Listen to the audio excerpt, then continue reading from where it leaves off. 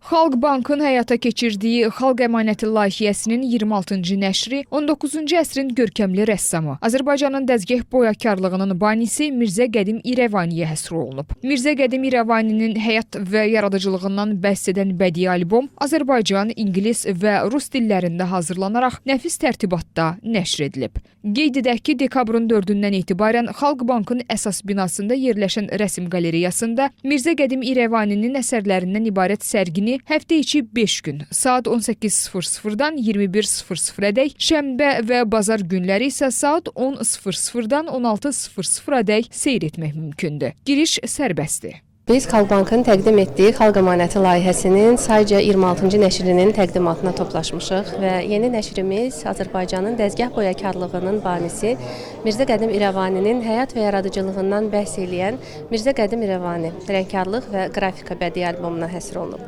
Bilirsiniz ki, Azərbaycan Respublikasının prezidenti cənab İlham Əliyevin imzaladığı sərəncama əsasən Mirzə Qədim İrəvaninin 200 illik yubileyi ilə əlaqədar ölkədə yubiley tədbirləri keçirilir.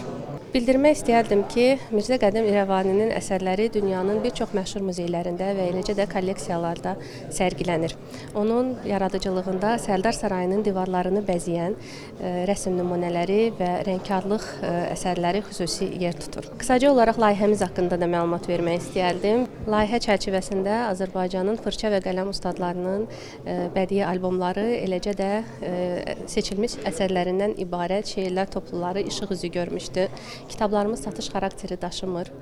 Ali və orta məktəblərin kitabxanalarına, Respublikamızın ərazisində fəaliyyət göstərən bütün kitabxanalara, müxtəlif fondlara, təşkilatlara və əlbəttə ki, sənətsevərlərə, kitabsevərlərə hədiyyə olunur. Layihəmizin əsas məqsədi milli mədəni irsimizin qorunub, gələcək nəsillərə ötürülməsi və dünyaya tanıdılmasından ibarətdir.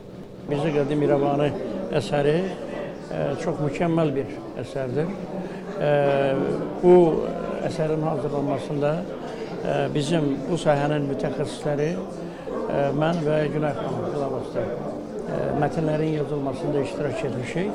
Onu qeyd edim ki, burada İrəvan şəhəri ilə bağlı çox qiymətli materiallar var. Bu çox az ömür yaşayan bir insan çox böyük istedad sahibidir və onun istedadı yazdığı əsərlərdə, çəkdiyi əsərlərdə, hansı ki, keçmiş indi artıq izi qalmayan Xan Sarayının salonlarını bəzəyirdi.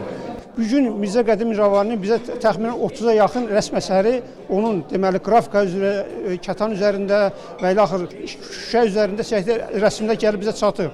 Ancaq 100-ə qədər onun rəsm əsəri olub ki, onun qohumları İrəvan şəhərini tərk edəndən sonra o İrəvan şəhərində qalan rəsm əsərləri tamamilə itib batıb və onun bir qismini isə ermənilər erməni rəssamlarının əsəri kimi xarici muzeylərdən nümayiş etdirdilər.